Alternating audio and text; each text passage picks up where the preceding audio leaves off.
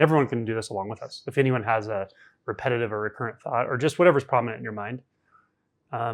So let's just put our attention in the space where thought seems to be, whatever that is, however that is for you. Might just feel like it's kind of up here somewhere, or might feel like it's in the sense of I am or consciousness. And now you may notice you can narrow your attention, say, to one thought, like maybe a visual image. It's sort of like a flashlight beam being narrow.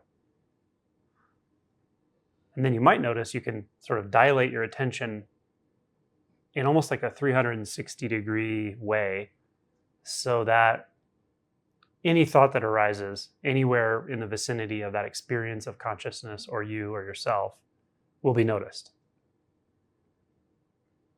It's just like a very dilated attention, wide open, completely receptive to thought in that space. It may be, the intonation may be something like, I'm fully awaiting the next thought that arises. The idea is that your attention isn't focused specifically on one thought or one thought stream. It's sort of dilated to a global experience.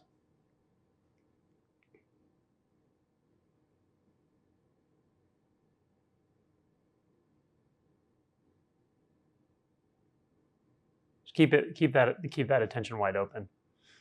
Now, while that is still wide open, you can just sort of invite, don't force it, but invite that thought in, or that whatever image, whatever it is.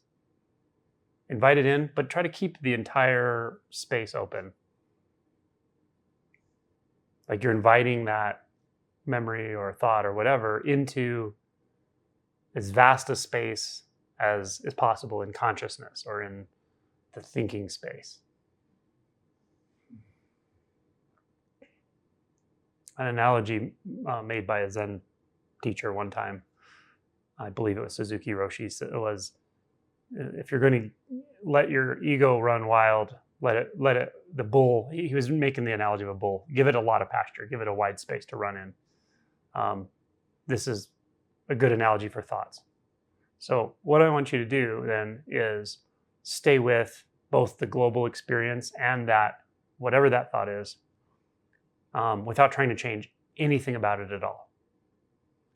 It may, the thought itself or the image or both, may be fluctuating, maybe slightly changing, it may be completely static. It doesn't matter. We're not trying to change it or force it to go away. We're not trying to dissolve it, stop it, heal it, fix it. We're not trying to make an opinion about it. We're just letting it be there fully. At the same time as we're allowing ourselves to be aware of the entirety of this space of consciousness that allows thoughts to arise in the first place. Now, whatever seeming distance there is between you or the perceiver and the thought itself, that's perfectly okay. We don't need to try to close a distance or anything like that. But it can be helpful to be aware if there seems like there's a distance, if it seems like it's 2 feet in front of you or very large and kind of in a space in front of you. Whatever that arrangement is, the way the mind puts it together, just be aware of it. And then also be aware that that's also made out of thought. So this entirety, this global experience of consciousness, also, whatever thought seems to have been intrusive in the past, right now we're just inviting it in, so it has permission to be here. That thought is here. And also any relationship between the thinker and the thought is also here, and it's also made out of thought. You might start to notice that all of this, the global experience as well as the sort of local thought experience, are literally made out of the same stuff. It's kind of knowingness. It's made out of knowingness. Just stay with just how you are right now, and on a scale from 1 to 10, how disturbing is it right now? Do you see how it's actually almost like enjoyable in one sense? Because you don't have to do anything now. You don't have to find an escape route. You don't have to run from it. You don't have to figure out what to do. It's kind of a neutral stance. So that's it. Once you arrive there, then you can actually meditate like this. You can use this as a focus of meditation. And it can stay as long as it needs to, but it may or may not stay or go, or may change forms, may become completely transparent. It may morph into the whole of consciousness until you can't even tell what's what, and it's all dissolved together. But however it moves is exactly how it needs to move.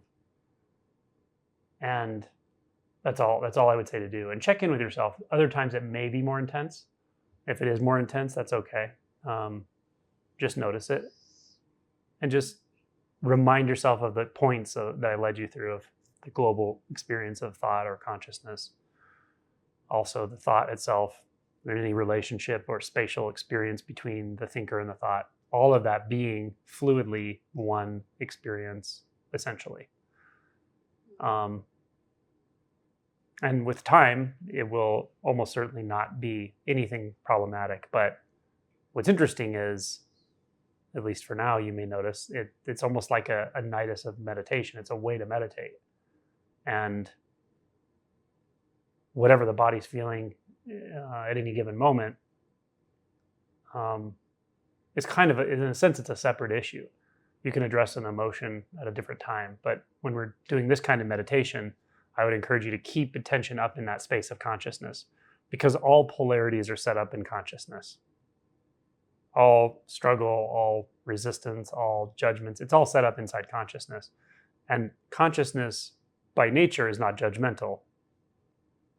Consciousness by nature does not divide.